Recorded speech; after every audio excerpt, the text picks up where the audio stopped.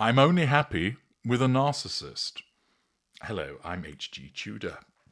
Before I get into the body of this video, please do hype this video by hitting the button that you'll see on your screen to ensure that other people are notified about this video and receive the excellent information that it contains. My thanks in advance. I'm only happy with a narcissist.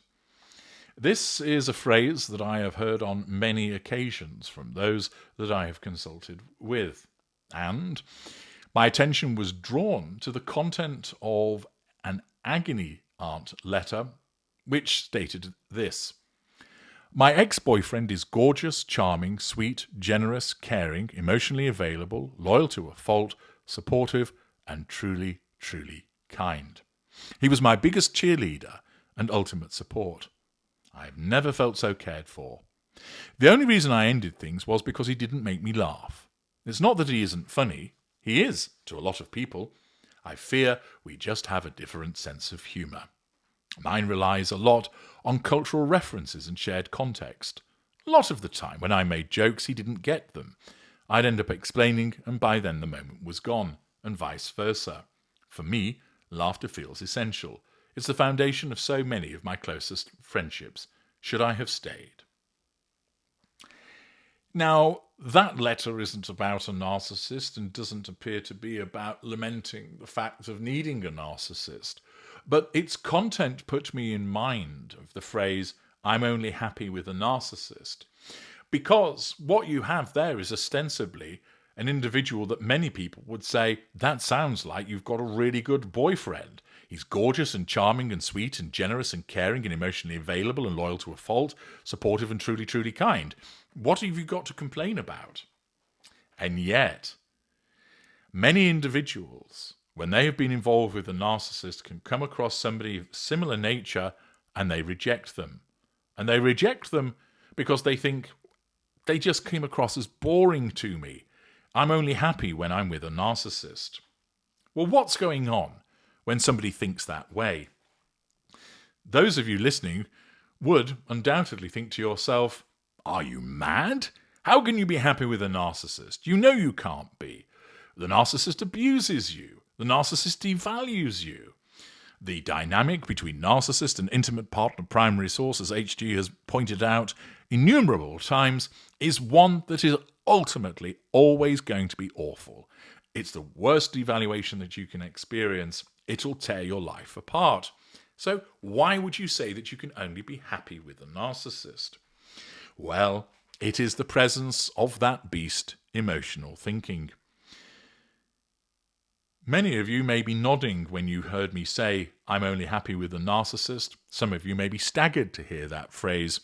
But believe me, there are plenty of people that I have consulted with who have said those very words.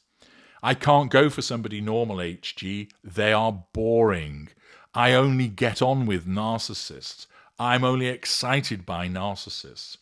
Narcissists, I know they're abusers, but they're the only ones that do it for me. I am only happy when I am with a narcissist." That is emotional thinking. The logic tells you this. When the narcissist gives you the good stuff, it wasn't genuine. It was a benign manipulation to draw you in. The narcissist treated you badly. That's a malign manipulation, a series of them, which demonstrates, in both instances, the narcissist does not care about you, has no emotional empathy for you, and simply sees you as an object that is to be used for the purposes of the narcissist. That is the logic. That is irrefutable logic. And yet, that is no good to your addiction, for your addiction wants to be fed.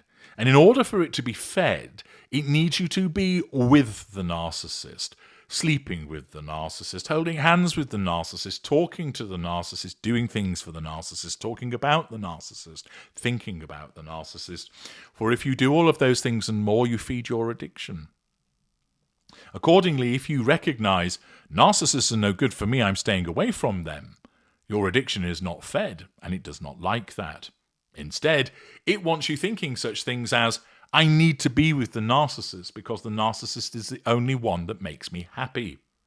And thus, you will get individuals that, having escaped the narcissist, decide that it's a good idea to try and date immediately, and then end up thinking to themselves, but the problem is, all the people that I meet, they're dull, they're boring, I don't like them. I need the thrill of the narcissist. You do not. The point is that what is happening to you is your emotional thinking is causing you to believe that you need to be with a narcissist. And the way that it does so is twofold.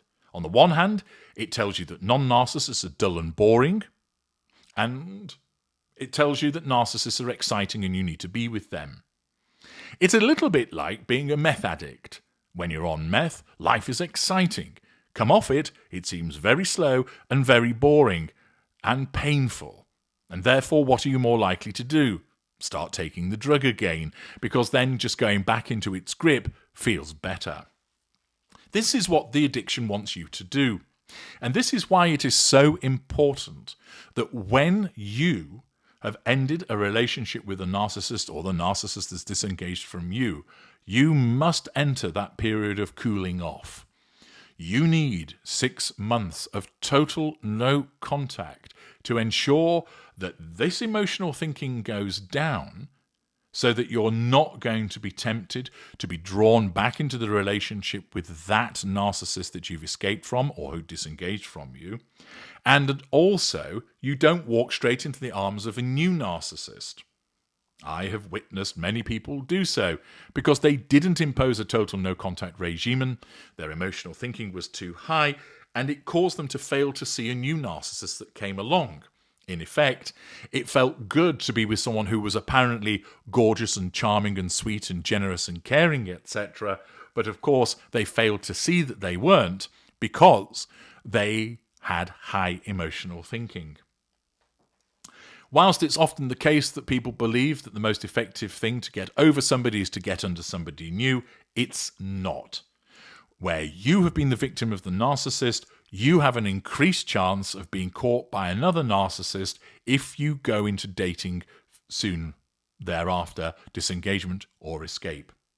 Naturally, the absence of the narcissist creates a huge hole in your life because invariably the narcissist has dominated and monopolized your time. And as it's usually the case that you're disengaged from, they go off with somebody else, you're left on your own, and it hurts. And there's a huge hole. And the temptation to go and find somebody new as a distraction, and also, in some instances, to try and wave at the narcissist to say, look what you're missing, I've got somebody new, Yahoo sucks, is overwhelming. And again, is driven by that emotional thinking.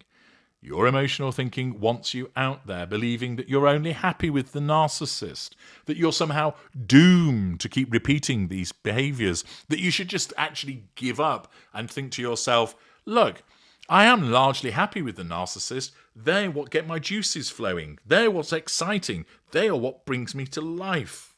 You're being duped and conned by your own emotional thinking because the logic tells you that's just not the case. What you think makes you feel wonderful is just a drug that is being pumped into you and misleading you by way of manipulation. And like any drug, there's always a cost associated with it. It is the sustained devaluation and the aftermath, be it that of escape or disengagement. This means that it's imperative that what you do upon escape or disengagement is the implementation of a total no-contact regime and utilising my resources, and that you stick with that for 6 months. No breaches. If there are, it will take longer. If you find yourself thinking, I'm only happy with a narcissist, recognise that's emotional thinking. It does not bear analysis when looked at through the lens of logic. If you believe that you are doomed to always be with narcissists, that is emotional thinking, for you are not. If you believe that normal people are boring, that is emotional thinking. They are not. They just appear that way because they are not of the mould of the narcissist. And the comparison between those heady, exciting golden days with the narcissist and the steadier approach of an individual who is not a narcissist seems dull by comparison. But when you've got your emotional thinking under control, you will recognize, I do not want a narcissist. I will never be happy with a narcissist. I understand that. I'm going to ensure that I have nothing to do with such a person. It cannot be underestimated the necessity of the cessation of a relationship with a narcissist for you to implement that no-contact regime and maintain that 6-month cooling-off period. You might have that itch that you want to have scratched by getting down and doing the fandango with somebody, but you're not allowed to, because you're likely to enter the hunting ground of a narcissist. You're vulnerable, you're susceptible, your emotional thinking is too high. And it doesn't just disappear overnight, it takes time to drain it. Where you think, I'm only happy with a narcissist, recognize that is emotional thinking, and recognize that you've got work ahead of you by the implementation of the no-contact regime and 6 solid months of cooling off from relationships. I'm H.G. Tudor. Thank you for listening.